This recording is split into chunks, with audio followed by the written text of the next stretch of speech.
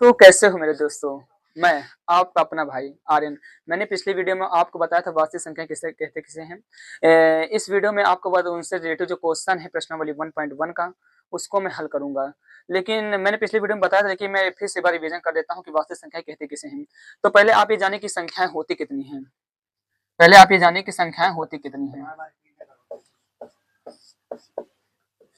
तो हम जानते हैं कि संख्याएँ जो हमारी होती हैं वो 2 प्रकार की होती हैं। कितनी? 2 प्रकार की। पहले जो होती है वो होती है हमारी वास्तविक संख्याएँ। वास्तविक संख्याएँ। वास्तविक संख्या और जो दूसरी होती है हमारी वो होती है काल्पनिक संख्याएँ।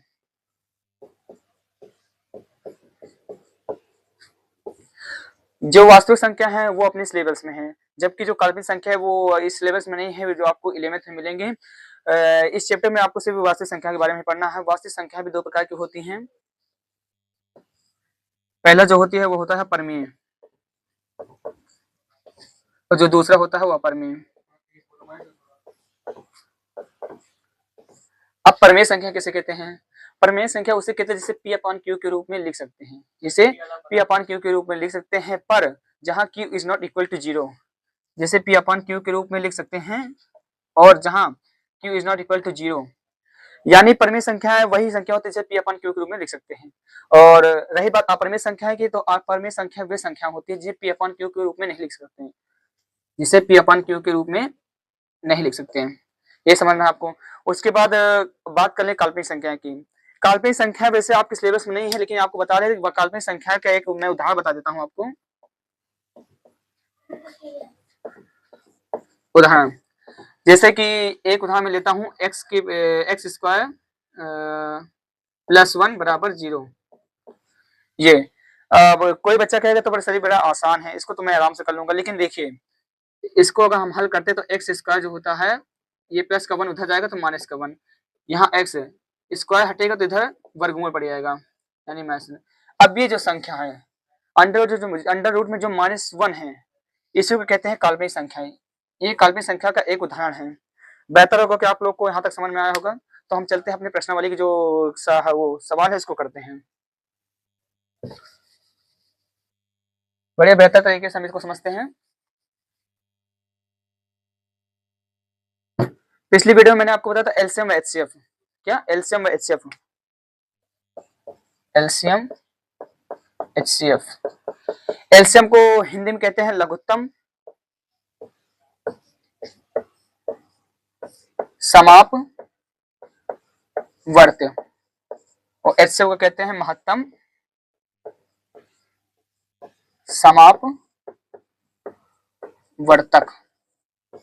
यहाँ तक समय। अब ये जो हमारा जो प्रश्नावली 1.1 है, इसमें जो है जो जितने भी सवाल है सब इसी एलसीएम और एचसीएफ पर ही आधारित हैं। तो जल्दी से जल्दी हम प्रश्नावली के जितने भी प्रश्न हैं उसको हल कराते हैं बड़े एकदम बेहतरीन तरीके से। तो हमारा जो हमारे प्रश्नावली का जो पहला सवाल है वो हमारा दिया गया है कि निम्नलिखित संख्याओं को अभाज्य गुणनखंडों के गुणनफल के रूप में व्यक्त कीजिए। यानी हमें संख्या क्या दी गई है? हमें संख्या दी गई है 150। पहले हमारा जो पहले हम लिख देते हैं प्रश्न, जो निम्नलिखित संख्या पे हम प्रश्न लिख देते हैं। निम्नलिखित संख्याओं को अभाज्य गुणनखंड के रूप में व्यक्त कीजिए। अब अभाज्य गुणनखंड क्या होता है? अभाज्य गुणनखंड मैंने आपको बताया था पिछली वीडियो में। अभाज्य गुणनखंड का मतलब है कि तोड़ना, यानी उसे छोटे छोटे भाग में तोड़ना। अभाज्य गुणनखंड का मतलब यही हुआ। तो पहला जो हमारा जो पहला प्रश्न है, जो हमारा पहला है वो है 156। अब 156 को हमें तोड़ना है। 156 को हमें तोड़ना है, तो इसके लिए पहले हम इसका एलसीएम निकालते हैं। देखिए, अगर आखिरी में किसी भी संख्या के आखिरी में 0 2 3 0 2 4 6 8 हो तो वो संख्या 2 से कटेंगी, यानी ये 2 से कट जाएगा ना। तो क्या आएगा? 2 सत्ते 14 और 2 अट्ठे 16। अभी भी कट जाएंगे। 2 से काटो तो आएगा 2 तिहाई 6, 2 चौको 8, 2 तिहाई 6, 2 तिहाई 6, 2 सत्ते 14, 2 अट्ठे 16। सही है। दो तिहाई 6, 2 9 18 है, 2 9 18। अब 3 से काटे इसको, तो 3 एक कम 3, 3 त्रिका 9। अब 13 से कटेगा डायरेक्ट। यानी हमारा जो 156 का अभाज्य गुणनखंड करने पर हमको क्या मिला, 156 का अभाज्य गुणनखंड करने पर हमें क्या मिला, हमें मिला यानी दो दो दो दो बार यानी 2 का स्क्वायर गुणे 3 गुणे 13, ये मिला ना। तो ये बस ये इसका आंसर ही होगा। इसका अभाज्य गुणनखंड करना था हमें और इसका अभाज्य गुणनखंड ये आया, यानी 2 का पावर 2 गुणे 3 गुणे 13, ये हमारा हो जाएगा पहले का आंसर। अब हम चलते हैं दूसरे क्वेश्चन चलते हैं हम। हमें दूसरा क्वेश्चन क्या दिया गया है कि 140 का अभाज्य गुणनखंड कीजिए। 140 का उसी तरह करेंगे जैसे मैंने पिछले क्वेश्चन में किया था कि 156 का अभाज्य गुणनखंड, यानी कि 140 को हमको एलसीएम करना है। यानी 2 से काटेंगे तो आएगा 70, फिर 2 से काटेंगे आएगा 35, फिर 5 से काटेंगे आएगा 7 आएगा, फिर 7 से काटेंगे यानी 7। यानी हमारा आया क्या, अभाज्य गुणनखंड करने पर हमारा 140 का अभाज्य गुणनखंड करने पर क्या आया हमारा, यानी 2 का पावर 2 गुणे 5 गुणे 7। बस यही हो गया इसका आंसर। बेहतरीन तरीके से समझ में आया होगा आपको, ये हमारा हो गया आंसर। इसके बाद में हम बढ़ते हैं अगले सवाल पर अपने। अगला सवाल हमें दिया गया है कि 3825 का अभाज्य गुणनखंड कीजिए। क्या, 3825 का अभाज्य गुणनखंड कीजिए। बिल्कुल सिंपल है, उसी तरह करेंगे हम। इसका पहले एलसीएम निकाल लेते हैं।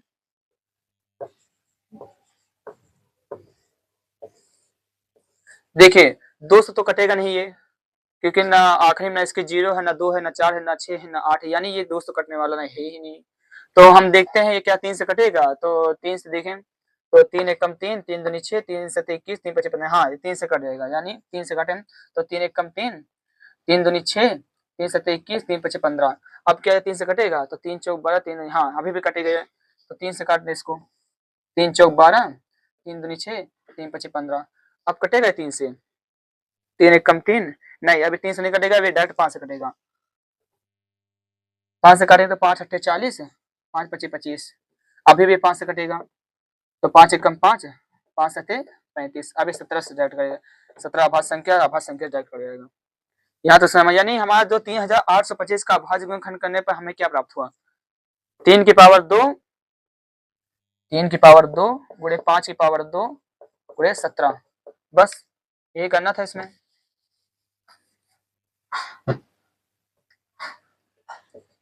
यहाँ तक समझ में आया आपको, ये इसका हो गया आंसर। अब हम बढ़ते हैं अपने अगले सवाल पर। अगला सवाल में क्या दिया गया है कि 5005 का अभाज्य गुणनखंड कीजिए। 5005 का अभाज्य गुणनखंड कीजिए। तो सिंपल से करना, हमें एलसीएम निकालना है इसका पहले। ये किससे कटेगा, 3 से कटेगा, ये 3 एक कम 3, नहीं 3 से कटेगा, डायरेक्ट 5 से कटेगा। 5 से काटेंगे तो आ जाएगा 1001। अब ये किससे कटेगा, 7 से कटेगा, 7 एक कम 7, 7 चौक 28, हाँ ये 7 से कटेगा, यानी 7 एक कम 7, 7 चौक 28, 7 त्रिक 21। अब ये डायरेक्ट 11 से कटेगा तो कितना आएगा, 11 एक कम 11, 11 33, अभी 13 कटेगा। यानी 5005 का अभाज्य गुणनखंड करने पर हमें क्या प्राप्त हुआ, 5 गुणे 7 गुणे 11 गुणे 13। यहाँ तक समझ में आया आपको, 5 गुणे 7 गुणे 11 गुणे 13, यहाँ तक समझ में आया होगा ना आपको। ये पूरा हो गया हमारा इसका आंसर।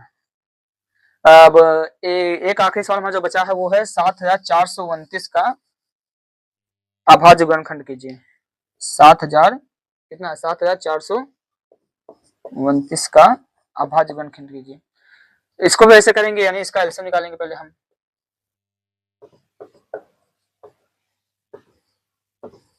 ये किससे कटेगा, 2 तो कटने वाला है ही नहीं। 3 से देखिए, 3 दूनी 6, 3 चौक 12, 3 7 21, 3 से भी नहीं कटेगा। किससे कटेगा ये, 17 से देखें, 17 17 17 14 17 51 17 चौको 68, 6 इधर आया, हाँ ये 17 से कट जाएगा। 17 से काटते हैं इसको, कितना आएगा, 17 17 चौको 68, फिर 68 आया, फिर 2 4 इधर हाथ से लगा 62 हो गया, 70 70 70 34 70 51 70 70 51, हाँ 70 51 आएगा। अब यहाँ 119 हो गया तो 17 9 119, हाँ इतना आएगा 449। अब ये किससे कटेगा? अब ये जाएगा, नहीं 17 9 क्या होता है, 17 7 119 होता है ना, हाँ 17 7 119 होता है। अब ये सीधा जाएगा 19 से जाएगा, 19 से काटते हैं इसको तो 19 दूना 38, उसके बाद 5 इधर गया, 29 57, हाँ अब ये 23 से कटेगा। यानी 7429 का अभाज्य गुणनखंड करने पर हमें क्या प्राप्त हुआ? हमें प्राप्त हुआ 17 गुणे 19 गुणे 23। यहाँ तक समय है। ये हमारा पहला, जितने पहले जो पहला क्वेश्चन क्या था हमारा, निम्नलिखित संख्याओं का भाज्य गुणनखंड करने के रूप में व्यक्त कीजिए। ये हमारा पहला क्वेश्चन हो गया पूरा। अब हम बढ़ते हैं अपने दूसरे क्वेश्चन की ओर। दूसरा क्वेश्चन में क्या दिया गया है कि पूर्णांकों के निम्नलिखित युग्मकों के एचसीएफ व एलसीएम ज्ञात कीजिए तथा इसके साथ ही साथ उसकी जांच कीजिए कि दो संख्याओं का गुणनफल, क्या दो संख्याओं का गुणनफल उनके एचसीएफ व एलसीएम के बराबर होते हैं, यानी एचसीएफ गुणे एलसीएम के बराबर होते हैं। इसको समझते हैं। तो पहला क्वेश्चन हमको क्या दिया है? पहला दिया हमको 26 और 91, यानी पहले हमको इसका एलसीएम व एचसीएफ ज्ञात करना है। हमको पहले इसका एलसीएम व एचसीएफ ज्ञात करना, फिर इसको हमको फिर जो हमने आपको बताया था पिछली वीडियो में कि एलसीएम व एचसीएफ में संबंध क्या होता है, यानी वही दो संख्याओं का गुणनफल जो होता है वो एलसीएम गुणे एचसीएफ के बराबर होता है। बस वही करना हमें। तो पहले हमको क्या करना है, 26 और 91 का पहले हम एलसीएम व एचसीएफ ज्ञात कर लेते हैं। तो 26 को क्या लिख सकते हैं? 26 को हम लिख सकते हैं 13 गुणे 2, और 91 को क्या लिख सकते हैं? 91 लिख सकते हैं 13 गुणे 7। अब हम बात कर लें एचसीएफ की। पहले हम एचसीएफ की बात कर लेते हैं। एचसीएफ की बात मैंने बताया था कि एचसीएफ जो होता है वो एचसीएफ वो होता है जो दोनों संख्याओं में जो कॉमन है उसकी सबसे छोटी घात वाला, जो कॉमन है उसकी सबसे छोटी घात वाला। इसमें पहले देखिए कॉमन क्या है, 13 है, इसमें भी 13 है, ये तो कॉमन है, इसको लिख लीजिए। 2 इसमें है लेकिन 2 इसमें नहीं है, 7 इसमें लेकिन 7 इसमें नहीं, यानी हमें कॉमन क्या मिला? हमें कॉमन मिला 13, यानी जो हमारा एचसीएफ हो जाएगा वो 13 हो जाएगा। अब बात करें एलसीएम की। एलसीएम की बात कर लेते हैं। तो एलसीएम मैंने बताया था जो कॉमन है उसको भी लेना है, जो कॉमन है उसको भी लेना है, बाकी जो बचे उसको भी लेना है। यानी जो कॉमन, हमारा कॉमन क्या था? 13 कॉमन था ना, और बचे क्या? 2 बचा था और 7 बचा है, यानी 2 गुणे 7। इसको गुणा करे थे 13 दूना 26 गुणे 7, 7 6 42 के 2 हासिल 4, 7 दूनी 14, 14 4 18, यानी जो हमारा एचसीएफ वो 13 और जो एलसीएम आया वो 182। अब हम अपना जो उसके बाद हमको बता रहा है कि दो संख्याओं का जो गुणनफल होता है वो एचसीएफ व एलसीएम के बराबर होता है। हमें ज्ञात करना है, लिखना है दो संख्याओं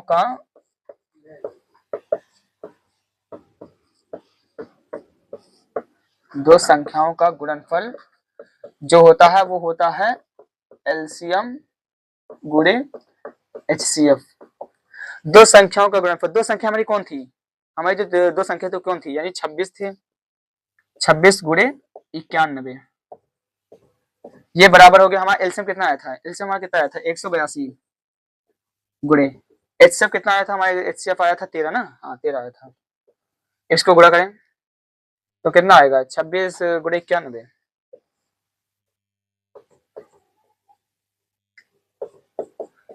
6 कम 6 9 छंग 54, 2 1 कम 2 9 दूनी 18, 6 6 8 5 13 2, यानी 2366, 2366।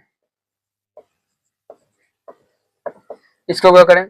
13 दूना 26 की 6 हासिल है 2, 13 8 104, 104 में 2 जोड़े 106, 13 कम 13 और 13 11 23, नहीं 13 अट्ठे 104, हाँ, और 13 और 10 23, ये हो गया। यहाँ तक समझ में आया आपको? बस इसमें यही करना था और कुछ नहीं करना था, हमको दो संख्याओं का गुणनफल और एलसीएम गुणा एचसीएफ करना था। उसके बाद हमारा दूसरा सवाल क्या दिया गया है? दूसरा दिया गया 510 और 92 का, 510 और 92 का। तो 510, पहले हम इनका अभाज्य गुणनखंड कर लें। क्या अभाज्य गुणनखंड कर ले पहले इसका 510 का। 2 से काटे, 2 दूनी 4, 2 पंचे 10, 2 पंचे 10, 3 से कटेगा, हाँ, 3 अट्ठे 24, 3 पचे 15, अब 3 से कटेगा सीधा 5 से, 5 से काटेंगे तो 5 एक कम 5, 5 सत्ते 35, अब 17 से, यानी 510 का अभाज्य गुणनखंड करने पर क्या आया? 2 गुणे 3 गुणे 5 गुणे 17। अब इसी प्रकार हम 92 का लेते हैं।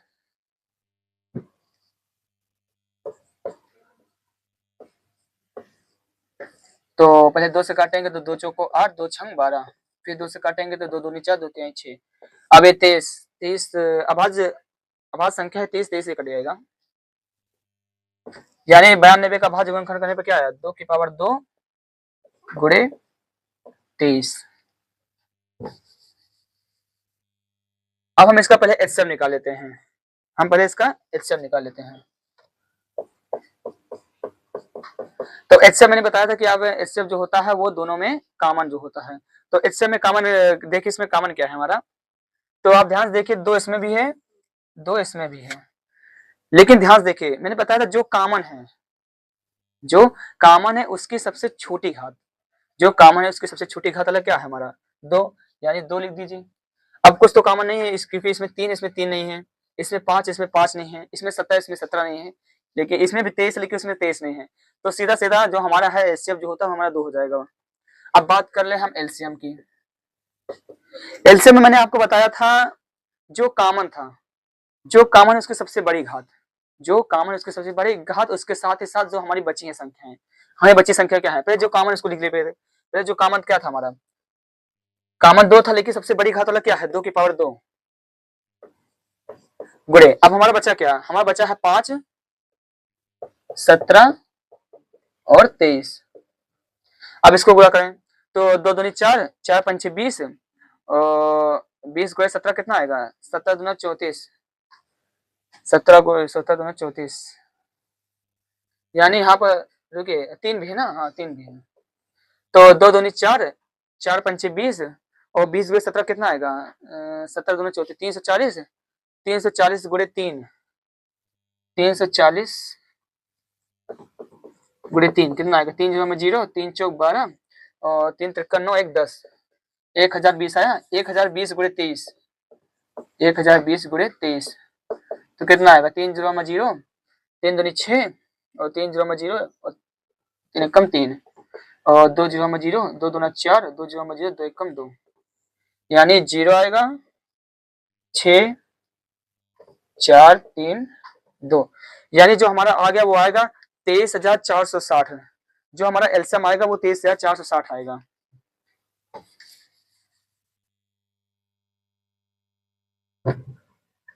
अरे इसको बेकार में मिटा दिया क्या? लिख लेते हैं 3 गुणे 5 गुणे 17 गुणे 23, ये कितना आया हमारा? ये हमारा कितना आया था? कितना आया था? फिर से कर लेते हैं 2 दूनी 4, 4 3 12, 12 पंचे नहीं, 2 दूना 4, 4 3 12, 2 दूना 4, 4 पंचे 20, 20 गुणे 17 3 से 40 और 3 से 40 को 3 से गुणा करते 3 जीरो में 0, 3 चौक 12 और 3 त्रिक्कन 9, 1 10, 1020 है। अब इसको 23 से गुणा करते कितना आया था? यानी 3 जीरो में 0, 3 दूनी 6 0 3, उसके बाद 2 जीरो में 0, 2 दूनी 4, 2 जीरो में 2 कम 2, यानी 0 6 4, यानी 23,460 कितना आया था? 23,460।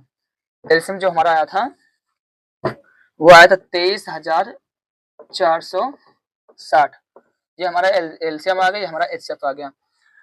अब एलसीएम एचसीएफ निकल गए हैं। अब हम दोनों के बीच में जो संबंध है, क्या था संबंध, दो संख्याओं का गुणनफल जो होता है वो होता है हमारा एलसीएम गुणे एचसीएफ के बराबर। तो उसको पहले निकाल लेते हैं हम।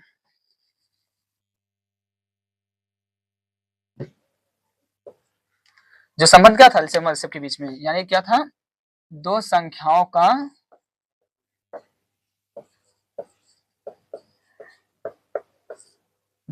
का सिंपल सा लिखें इसका हम, पहली संख्या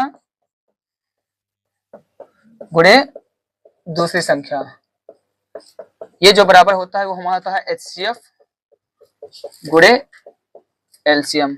अब पहली संख्या हमारी क्या थी, हमारी पहली संख्या क्या थी, हमारी पहली संख्या थी जो थी वो थी 510 और दूसरी संख्या क्या थी 92।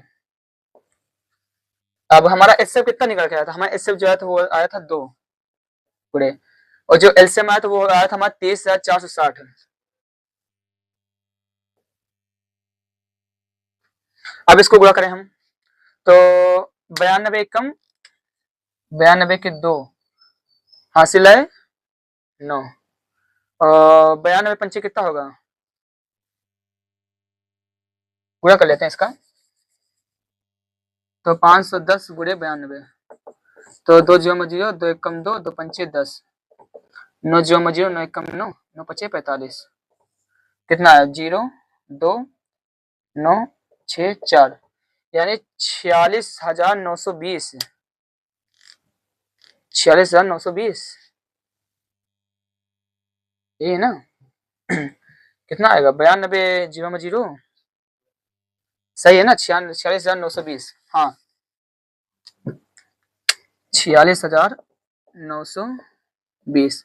अब इसको करें तो 2 0 0, 2 छंग 12 के 2 हासिल है 1, 2 चौको 8, 8 1 9, और 2 3 6, 2 2 4, यानी आप देखिए तो ये दोनों नहीं, 2 2 4, आप ध्यान से देखिए तो ये दोनों इक्वल हैं, क्या दोनों इक्वल है, यानी जो हमने सवाल किया वो सही है, यानी कि जो दो संख्याओं का गुणनफल होता है वो हमारे एलसीएम व एचसीएफ के बराबर होता है। बेहतर होगा आप लोग को यहाँ तक समझ में आया होगा। आगे बढ़ते हैं हम, आगे हमको क्या दिया गया है कि 336 और 54, 336 और 54 का हमको एलसीएम व एचसीएफ ज्ञात करना है, और इसके साथ ही साथ हम जो संबंध हमको दिए गए हैं, यानी दो संख्याओं का जो गुणनफल होता है वो हमारे एलसीएम व एचसीएफ के बराबर होता है या नहीं। तो आराम से कर लेते हैं, क्या 336 दिया गया है ना, 336 और 54, तो पहले हम 336 का पहले हम अभाज्य गुणनखंड कर लेते हैं।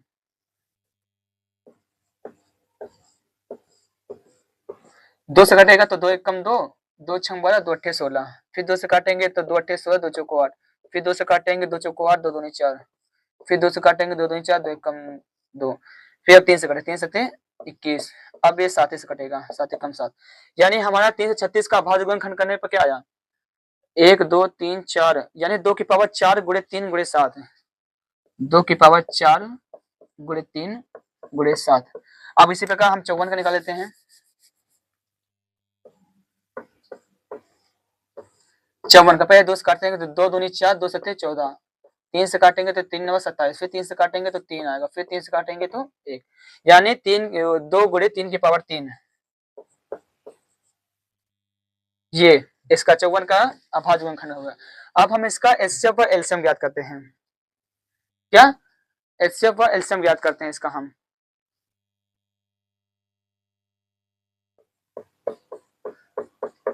एचसीएफ की बात करें तो मैंने बताया था एचसीएफ में जो होता है वो जो दोनों में कॉमन होता है वही हमारा एचसीएफ होता है, तो दोनों में कॉमन हमारा क्या है, आप ध्यान से देखिए तो यहाँ 2 की पावर 4 है और यहाँ 2 है, यानी मैंने बताया था जो कॉमन है उसकी सबसे छोटी घात है, कॉमन हमारा क्या था 2 की पावर, 2 कॉमन है, 2 की पावर के सबसे छोटी घात वाला क्या है हमारा, यानी केवल 2 ही तो है, सिंगल अकेला 2 ही तो है। उसके बाद हमारा दूसरा कॉमन क्या, हमारा देखिए यहाँ पर 3 है, यहाँ पर 3 है, लेकिन यहाँ 3 है, यहाँ 3 की पावर 3 है, तो मैंने बताया जो कॉमन है उसकी सबसे छोटी घात है, जो कॉमन उसकी सबसे छोटी घात, तो कॉमन हमारा क्या था, यानी 3 भी कॉमन है, तो इसमें 3 की सबसे छोटी घात वाला क्या है, सिंगल 3 ही तो है। अब बच्चा 7 इसमें है लेकिन 7 इसमें नहीं, तो मैंने बताया था कि एचसीएफ में जो होता है जो कॉमन होता है सिर्फ वही हमारा होता है बस एचसीएफ। अब इसको गुणा कर लें 2 3 6, एचसीएफ जो आ गया वो हमारा आ गया 6, अब हम बात कर लेते हैं एलसीएम की। एलसीएम में जो होता है, जो दोनों में कॉमन, जो कॉमन होता है उसकी सबसे बड़ी घात, जो उसकी सबसे बड़ी घात, यानी कॉमन हमारा क्या था, 2 था, उसकी सबसे बड़ी घात वाला क्या है, 2 की पावर 4। अब 3 भी कॉमन, 3 की सबसे बड़ी घात वाला क्या है, 3 की पावर 3। अब जो बचता है उसको भी लेते हैं। अब बचा क्या हमारा, 7 बचा है। अब इसको गुणा करें तो 2 दूनी 4, 4 दूनी 8, 8 दूनी 16, 16 गुणे 3 त्रिकन 29 27, 27 गुणे 7, तो 16 गुणे 7 सते 49 किलो हासिल है 4, 7 दूनी 14, 14 4 18। अब 16 नौया 16 नहीं है 144 ना, 16 ने 144 की 4 हासिल है 14। उसके बाद 16 अट्ठे 112, 16 अट्ठे 112 और 112 में 14 जोड़े, 112 में 14 जोड़े यानी 4 2 6 2 यानी 126, 126 के 6 हासिल है 12। अब 16 कम 16, 16 12 क्या होगा, 6 2 8 यानी 28 होगा। फिर यही होगा ना, चेक कर लेते हैं एक बार। 27 गुणे 7 करते हैं, 7 7 49 की 9 हासिल है 4, 7 दिन 14, 14 4 18। अब इसको गुणा करते हैं 16 से, यानी 9 6 54 की 4 हासिल है 5, 8 6 48, 48 5 8 5 13 यानी 3। अब 8 6 48 ना, 48 8 6 48, 48 के उसके बाद जो इसमें हासिल है 5 यानी 53, 53 के 3 हासिल है 5, 6 कम 6 6 5 11 गुणे 1 9 9 1 अट्ठे 8 1 कम 1 यानी कितना आएगा यहाँ पर,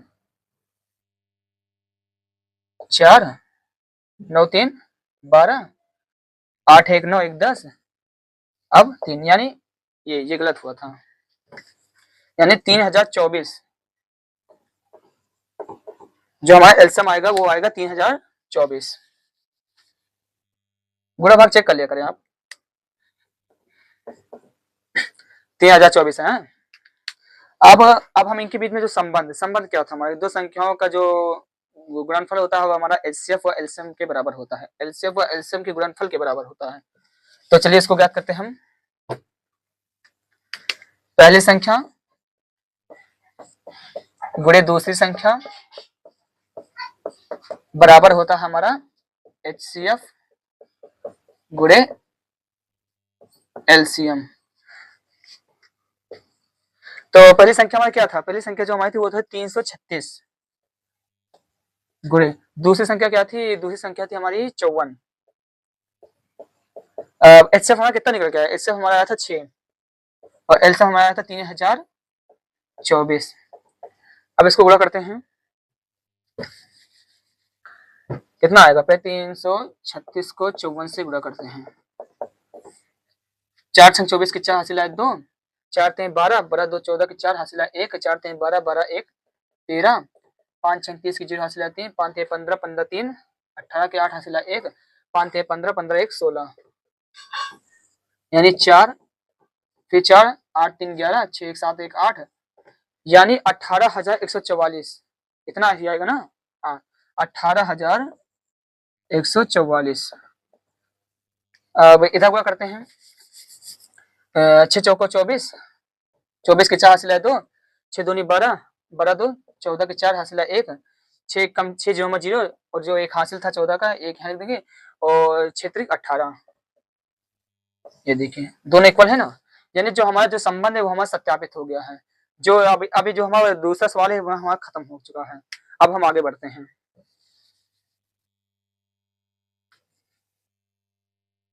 आगे हमें क्या दिया गया है कि अभाज्य गुणनखंड विधि द्वारा निम्नलिखित संख्याओं के एचसीएफ व एलसीएम ज्ञात कीजिए। अभाज्य गुणनखंड विधि द्वारा जो संख्या दी गई उनका हमको एलसीएम व एचसीएफ ज्ञात कीजिए। अभी तक आपने दो संख्याओं का एलसीएम व एचसीएफ निकाला था, लेकिन अब की इस बार हमें 3 संख्या दे चुकी हैं। तो 3 संख्या हमारे क्या है, 3 संख्या में दिया है 12 15 21, 12 15 21। हमका सिंपल से इसमें एलसीएम और एचसीएफ ज्ञात करना है, इनका एलसीएम व एचसीएफ ज्ञात करना है। तो बात कर ले 12 को, तो 12 को हम लोग क्या लिख सकते हैं, 12 लिख सकते हैं 2 की पावर 2 गुणे 3। 15 को क्या लिख सकते हैं, 15 लिख सकते हैं 3 गुणे 5। 21 को क्या लिख सकते हैं 3 गुणे 7। आप इसको इधर कर लें, 3 गुणे 2 की पावर 2। अब हम बात कर लें इसकी एचसीएफ की, एचसीएफ की बात कर लेते हैं हम। तो एचसीएफ में मैंने बताया जो कॉमन है, एचसीएफ में जो कॉमन है, तो कॉमन हमारा क्या है, यहाँ देखिए तो यहाँ पे 3 है, इसमें भी 3 है, इसमें भी 3 है, इसमें 2, लेकिन इसमें कहीं भी 2 नहीं है, इसमें 5, इसमें 5 नहीं है, 7 7 में काम, कुल मिला के जो हमारा कॉमन है वो हमारा 3 ही है। कॉमन क्या है हमारा 3। अब बात करें एलसीएम की। एलसीएम में मैंने बताया था जो कॉमन है इसको भी लेना है, इसके साथ साथ जो हमारी संख्याएं बचती हैं उनको भी लेना है। यानी कॉमन क्या था हमारा, यानी 3 कॉमन था और बचे क्या है हमारे 2 की पावर 2 गुणे 5 गुणे 7। अब इसको गुणा कर लेते हैं, तो 2 दूनी 4, 4 3 12 12 पंचे 60 और 60 गुणे 7 यानी 7 6 यानी 420। जो हमारा एचसीएफ वो 3 और जो हमारा एलसीएम है 420। यहाँ तक समझ में आया आपको? बस इसमें ही करना था, अब इसमें हमको संबंध नहीं दिखाना है, हमको बस इतना ही ज्ञात करना था इसका एलसीएम और एचसीएफ।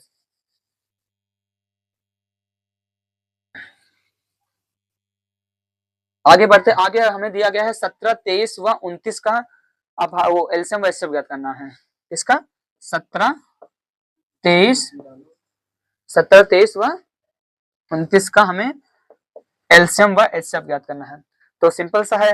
अब 17 तो अभाज्य गुणन करने की तो क्या आएगा 17 का, 17 पे देखिए आप 17 को लिख क्या सकते हैं, 17 को आप लिख क्या सकते हैं, देखिए 17 को लिख सकते हैं 17 गुणे 1 ये ना, और 23 को क्या लिख सकते हैं, यानी 23 किसी के पढ़ने में आता नहीं आता, यानी ये अभाज्य जितनी भी संख्या है यहाँ पर, ये जो तीनों संख्या ये सब हमारी अभाज्य संख्याएं हैं, इसलिए हम इसका तो कोई अभाज्य गुणनखंड होगा नहीं, इसलिए अभाज्य संख्या जो होती है वो स्वयं से करती है और 1 से करती है, बस इस माना। यानी जो 23 को क्या है 23 गुणे 1, 29 को क्या कह सकते हैं 29 गुणे 1, या तो समय। अब हम इसका एचसीएफ ज्ञात कर लेते हैं, क्या एचसीएफ। एचसीएफ की बात किया तो मैंने बताया था जो कॉमन होगा वही हमारा एचसीएफ होगा, सिंपल सा। तो हमारा कॉमन क्या है, हमारा कॉमन जो है वो है हमारा 1। अब बात कर लें एलसीएम की, तो एलसीएम में मैंने बताया था जो कॉमन है वो भी लेना है, इसके साथ ही साथ जो हमारे बचेंगे वो भी संख्या लेना है। तो हमारा कॉमन क्या था, एलसीएम की बात कर लें,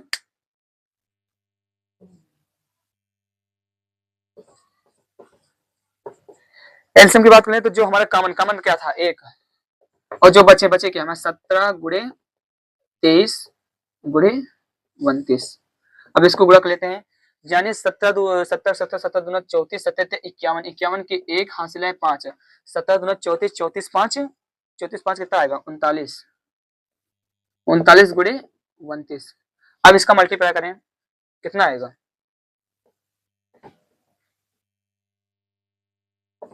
9 कम 9 और 9 कम 9 9 9 81 81 के 1 हासिल है 8 है, 9 30 27 27 27 8 कितना होगा 27 और 8 35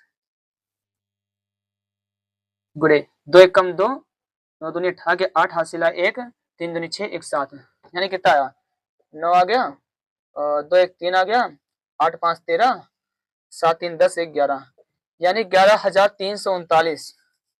एलसीएम जो आएगा हमारा वो आएगा 11,339, यही हमारा आंसर हो जाएगा। नहीं हमारा एचसीएफ तो पता चल ही गया है और एलसीएम भी पता चल गया, बस यही हमारा आंसर है, इसमें यही करना था। आगे बढ़ते हैं।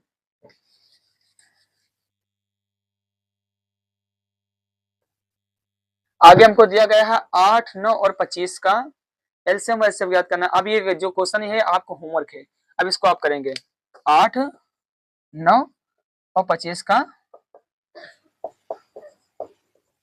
हमको एलसीएम व एचसीएफ बताइए। अभी इसका आपको होमवर्क है, आप ये करके आना, जिसका आंसर सही आएगा वो कमेंट में कीजिएगा।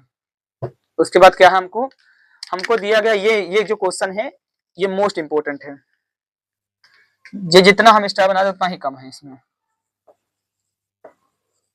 क्वेश्चन क्या है कि एचसीएफ, पहले क्वेश्चन लिख लेते हैं, एचसीएफ 306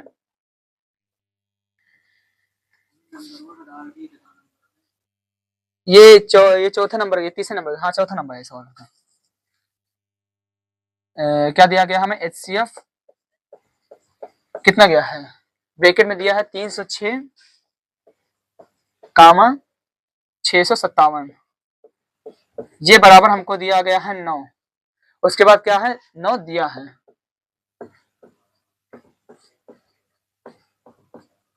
आगे क्या दिया है, उसके बाद हमको दिया है, हमको एलसीएम यानी एलसीएम 306 कामा 657। अब हमको एलसीएम ज्ञात करना है, बहुत सिंपल है ये सवाल, हर बार बोर्ड के पेपर में पूछा जाता है, हर बार। यहाँ तक कि अब की बार जो पिछले 2026 में जो पेपर हुआ था उसमें भी ये क्वेश्चन आया था। तो बहुत सिंपल सवाल है, बहुत इंपॉर्टेंट भी है सवाल।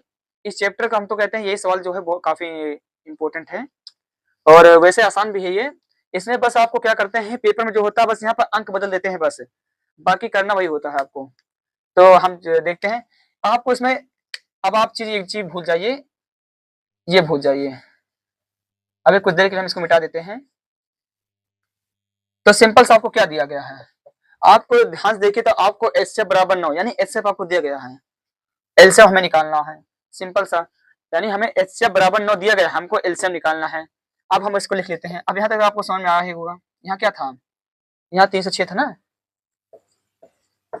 और 657, यहाँ भी 306 657, यानी आपको HCF दिया गया है, HCF जो दिया गया है वो है 9, हमें एलसीएम ज्ञात करना है। तो आपको मैंने बताया था एलसीएम व HCF में संबंध क्या होते हैं, मैंने आपको बताया था कि जो पहली संख्या होती है, पहली संख्या गुणे दूसरी संख्या, ये जो होती है ये होती है HCF गुणे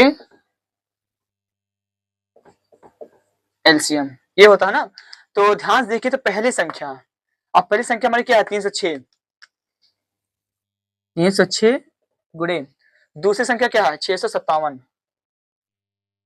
657।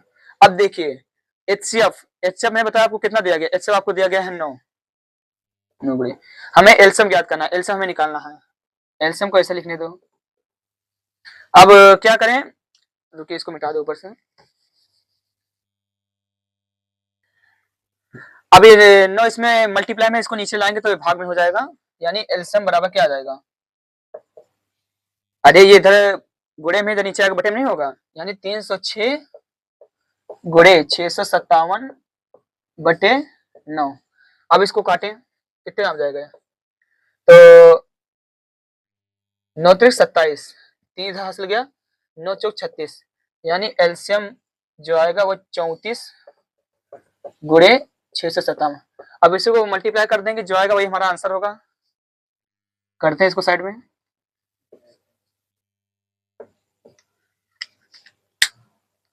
पूरा नीला नीला दिखाई ना दे होगा ना आपको, ब्लैक से कर देते हैं।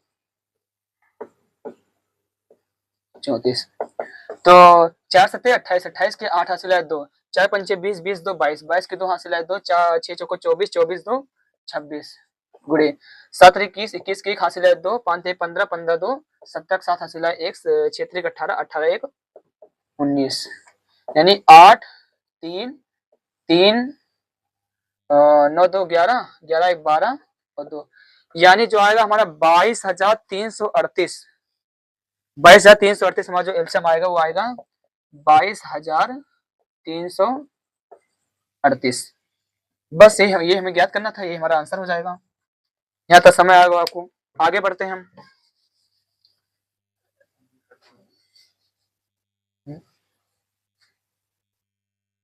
आगे हमें क्या दिया गया है, आगे क्वेश्चन बढ़ते हैं, क्वेश्चन नंबर 5।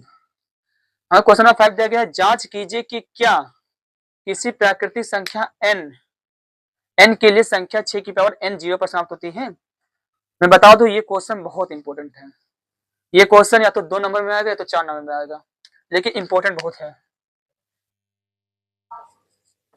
क्या दिया गया हमें ज्ञात करना है कि किसी प्राकृतिक संख्या n के लिए 6 की पावर n 0 पर समाप्त होती है या नहीं।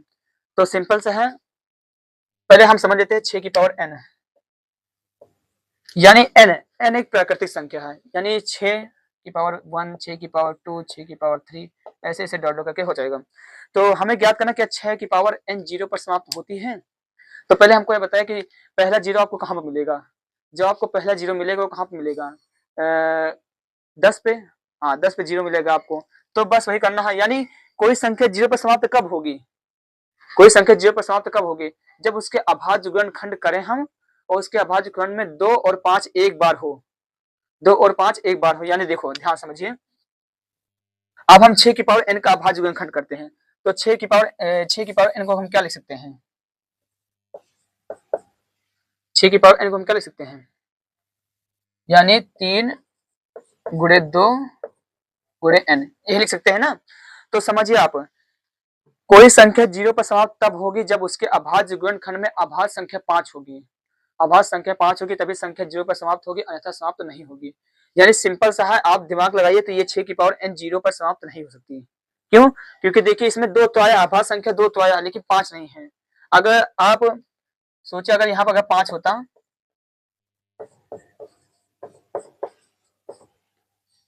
अगर यहाँ पर 5 होता तो गुणा करिए आप, 3 दूनी 6, 6 पंचे 30, यानी जीरो आया कि नहीं। कोई संख्या जीरो पर समाप्त कब होगी, जब उसके अभाज्य गुणनखंड करें और उसके अभाज्य गुणनखंड में अभाज्य संख्या 5 हो और 2 हो। यानी सिंपल से हम इसको ऐसे लिख सकते हैं,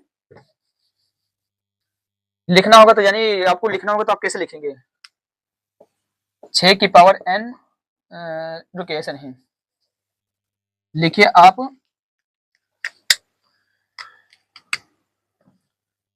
कोई संख्या जीरो पर तब समाप्त होगी जब उसके अभाज्य गुणनखंड में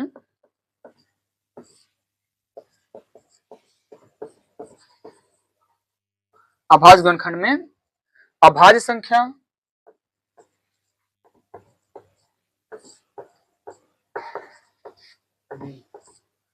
गुणनखंड में, हाँ अब गुणनखंड में अभाज्य संख्या 2 व 5 का 2 व 5 का एक बार होना। यानी कोई संख्या जीरो पर तब समाप्त होगी जब उसके अभाज्य गुणनखंड में अभाज्य संख्या 2 और 5 होगी, तभी जीरो पर समाप्त होगी, अन्यथा नहीं होगी। यानी अब आप लिखिए 6 की पावर n, क्योंकि 6 की पावर n को क्या लिख सकते हैं, 2 गुणे 3 की पावर n। यानी आप लिख सकते हैं कि 6 की पावर n में, लिख लीजिए 6 की पावर n का अभाज्य गुणनखंड करने पर अभाज्य संख्या 5 नहीं है, नहीं है। अब ऊपर लिख देते हैं, कहाँ लिखते हैं, यहाँ लिख देते हैं, अतः 6 की पावर n जीरो पर समाप्त नहीं होगी। बस सिंपल था इस सवाल में, यानी 6 की पावर n जीरो पर समाप्त नहीं हो सकती। आगे बढ़ते हैं, बेहतर होगा आप लोग को यहाँ तक समझ में आया होगा। आगे 6 नंबर सवाल हमको क्या दिया गया है, हमें 6 नंबर सवाल दिया गया है कि व्याख्या कीजिए कि 7 गुणे 11, लिख लेते हैं इसको पहले,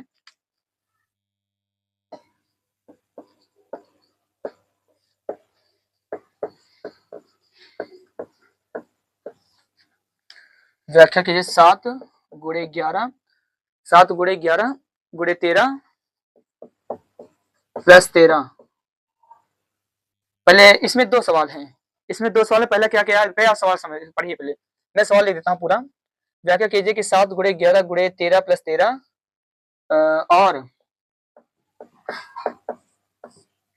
और क्या दिया गया हमें, 7 गुणे 6, 7 गुणे 6 गुणे 5 गुणे 4 और गुणे 3 गुणे 2 और गुणे 2 गुणे 1 प्लस 5। ये जो संख्या है ये भाज्य संख्या है, यानी हमें इसकी व्याख्या करना है कि 7 गुणे 13 प्लस 13 और 7 गुणे 6 गुणे 5 गुणे 4 गुणे 3 गुणे 2 गुणे 1 प्लस 5 क्या ये भाज्य संख्या है? तो पहले आप समझिए, पहले लिख लेते हैं।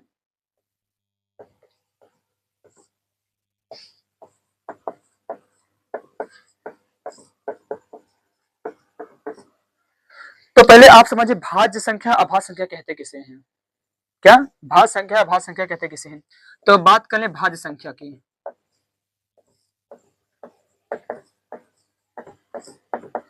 भाज्य संख्या उसे कहते हैं जिसका हम अभाज्य गुणनखंड करें, अभाज्य गुणनखंड करें तो मैक्सिमम 2 ही संख्याएं हों, यानी वो सिर्फ केवल 2 ही संख्या से नहीं, भाज्य संख्या की बात करें तो 2 से अधिक संख्याओं से विभाजित हो। यानी हम जैसे उदाहरण के तौर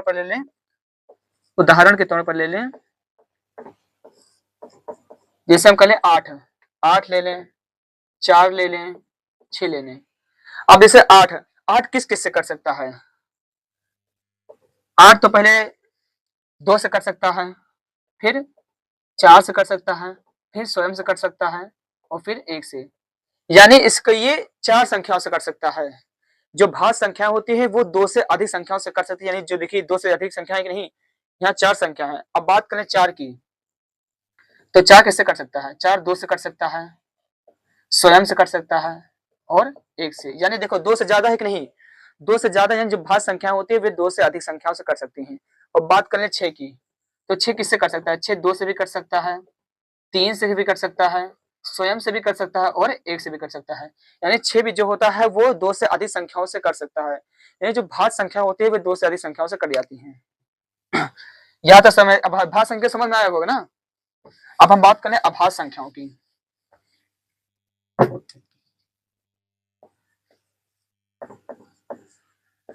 अभाज्य संख्या, अब अभाज्य संख्या पहले तो आप इसका परिभाषा समझ लीजिए। अभाज्य संख्या वे संख्या होती है जो केवल 2 संख्याओं से विभाजित हो, यानी स्वयं से और 1 से, यानी केवल अपने आप से और 1 से विभाजित हो सकती है, वही अभाज्य संख्या होती है। उदाहरण के तौर पर मैं आपको बताता हूँ,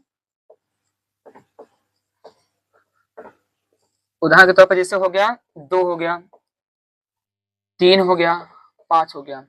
अब 2 किससे कर सकता है? 2 केवल अपने आप से कर सकता है, यानी 2 ही से कर सकता है और केवल 1 से, यानी इसके मैक्सिमम हल कितने आएंगे? 2 का अगर भाज्य गुणनखंड करें तो केवल 2 है और 1, यानी 2 ही संख्या से विभाजित हो सकता है बस।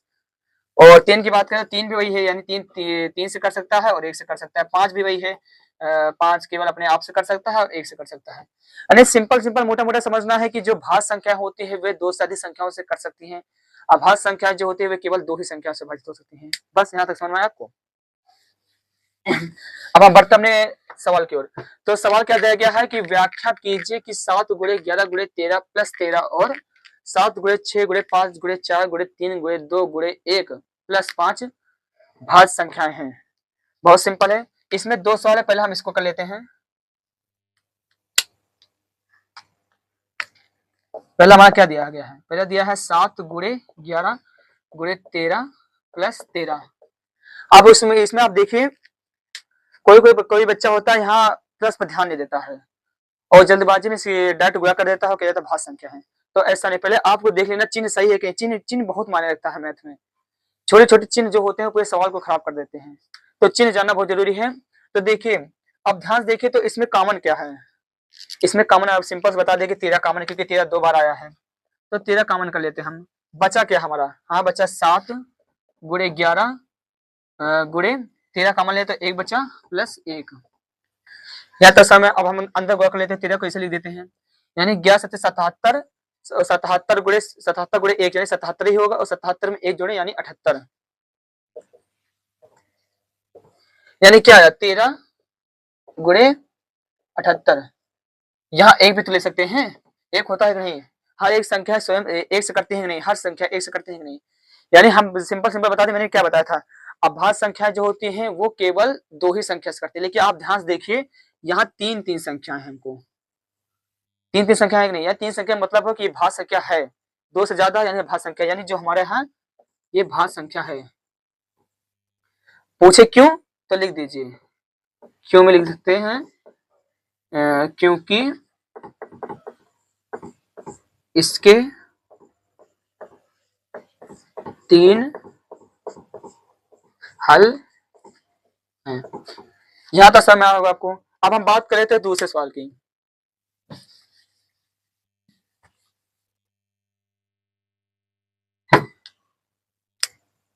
दूसरा हमको क्या दिया गया है, 7 गुणे 6, 7 गुणे 6 गुणे 5 गुणे 4 गुणे 3 गुणे 2 गुणे 1+1+5। क्या ये भाज्य संख्या है? चलिए देखते हैं।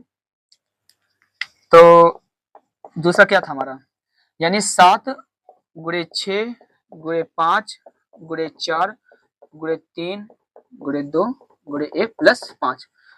अब फिर देखिए, अब आप चिन्ह देखिए, सब में गुणे गुणे लगा, लेकिन अंत में क्या है, प्लस है। यानी हमको इसमें कॉमन क्या दिख रहा है, कॉमन आप देखते हैं 5 यहाँ पर भी है और 5 यहाँ पर भी है। यानी हमारा कॉमन क्या है, कॉमन हमारा है 5। अब बचे क्या अंदर, यानी 7 गुणे 6 गुणे 1 गुणे 4 गुणे 3 गुणे 2 गुणे 1+1। अब इसको गुणा करें, पहले इसको लिख लेते हैं पूरा। 7 छंग 42, 7 छंग 42, 4 3 12 12 24, 24 गुणे 42, 24 गुणे 42 कितना आएगा, यानी 4 दूनी 8, 4 चौक 16, 2 दूनी 4 और 4 दूनी 8, 8 6 4 10, 8 1 9 1 10, यानी 1008। इसको गुणा करने पर 1008 है, इसके साथ +1 है, यानी 1009। यहां तक समझ में आएगा आपको। अब आगे देखते हैं।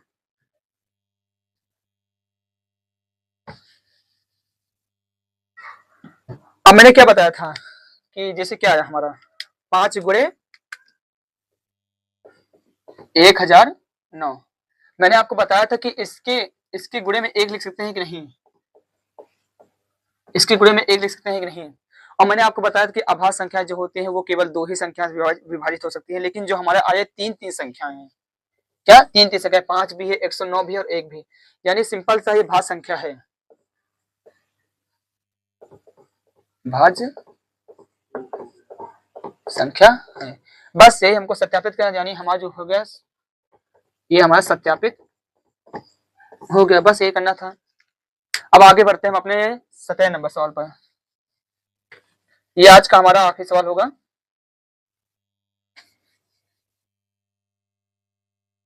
हमको आखिरी सवाल क्या दिया गया है, ये सवाल थोड़ा क्वेश्चन लंबा, इसलिए इसको लिखने में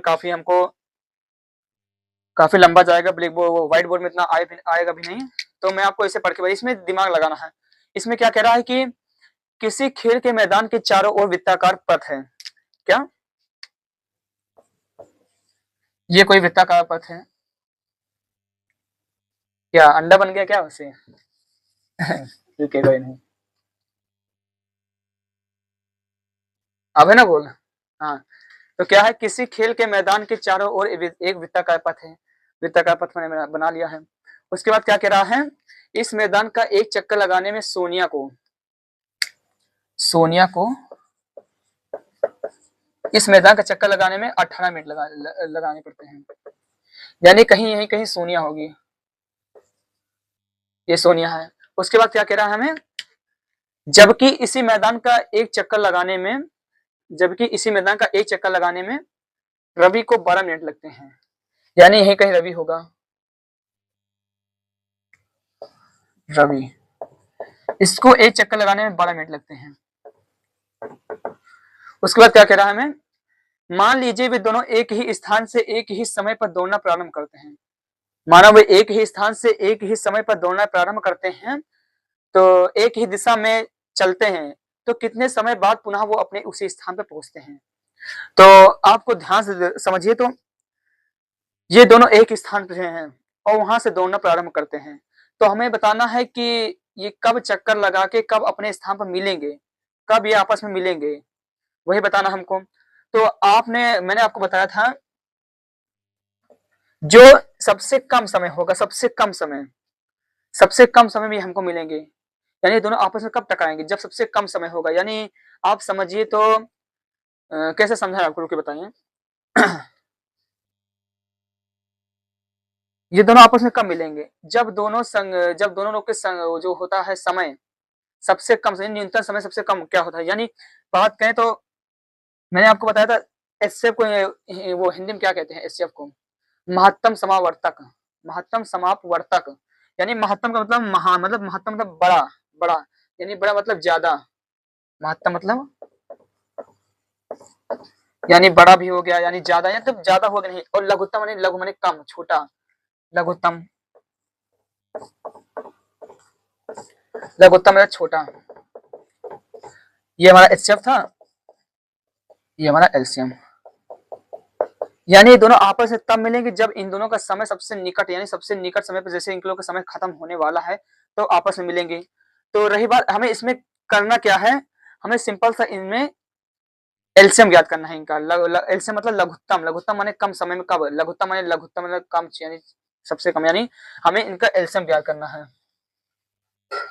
तो सिंपल हम इसका एलसीएम ज्ञात करने, तो यानी 18 को हम क्या ले सकते हैं,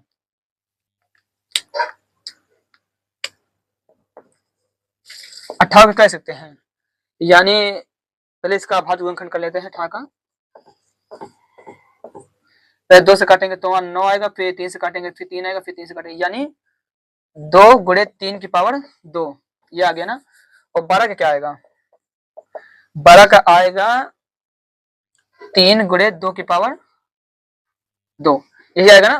तो मैंने बताया था एलसीएम, एलसीएम, अब इसमें इसमें एलसीएम क्या है, आप कहेंगे सर जी एलसीएम तो इसमें ये है, इसमें भी कॉमन है, और इसमें भी कॉमन, इसमें भी 3 है। ये एलसीएम नहीं, ये एलसीएफ है। एलसीएम जो होता है वो जो कॉमन होता है उसकी सबसे बड़ी घात है। कॉमन हमारा क्या है, 2 इसमें भी है, 2 इसमें भी है, लेकिन इसकी सबसे बड़ी घात वाला क्या है हमारा, एलसीएम की बात करें तो सबसे बड़ी घात देखो 2 इसमें भी है, 2 इसमें भी है, लेकिन सबसे बड़ी घात वाला क्या है, 2 की पावर 2 गुणे, 3 इसमें भी है, 3 इसमें भी है, लेकिन सबसे बड़ी घात वाला क्या है, 3 की पावर 2। इसको गुणा कर लेते हैं, 2 दूनी 4 और 3 त्रिका 9 और 36, यानी 36 मिनट बाद वो दोनों अपने पुनः अपने उसी स्थान पर मिलेंगे। बेहतर होगा आप लोग को यहां तक समझ में आया होगा। ये हमारा आज का आखिरी सवाल था, ये भी समाप्त हो चुका है। अब बस हो गया, आप लोग समझ आएगा, हमको बेहतर समझ आएगा, क्योंकि आप लोग को अच्छा समझ में आएगा। देखिए इस चैनल पर आपको कॉन्सेप्ट बताया जाएगा, कॉन्सेप्ट, हर एक क्वेश्चन का कॉन्सेप्ट, कॉन्सेप्ट समझ लेंगे तो आपको क्वेश्चन करना एकदम आसान, एकदम सिंपल से लगेगा। वैसे भी जो क्लास 10th का मैथ है ये 9 से काफी इजी है, अगर आप लगातार पढ़े तो। अब कुछ बच्चे होते हैं, मैं देखता हूँ कि अब बच्चे क्या बोले, हमारे भाई बहन जो होते हैं वो लोग तो पहले पहले शुरुआत में तो, शुरुआती जब क्लास 10th में आते हैं तो वो लोग शुरुआत में तो खूब मजे में होते हैं कि लाओ पढ़ लेते हैं, आपकी महीना 2 महीना खूब मजे से पढ़ लेता हूँ। और धीरे धीरे जैसे जैसे समय बीतता है वैसे वैसे वो लोग अपने पढ़ाई में धीमा करने लगते हैं। तो बस मैं बता रहा हूँ कि आप शुरुआत से लेके अंत तक लगे रहिए, एक साल लगे रहिए, ना बता दे कि अच्छा खासा परसेंट आएगा तो हमारा नाम बता देना, हम अपना चैनल बंद कर लेंगे। तो ठीक है चलते हैं।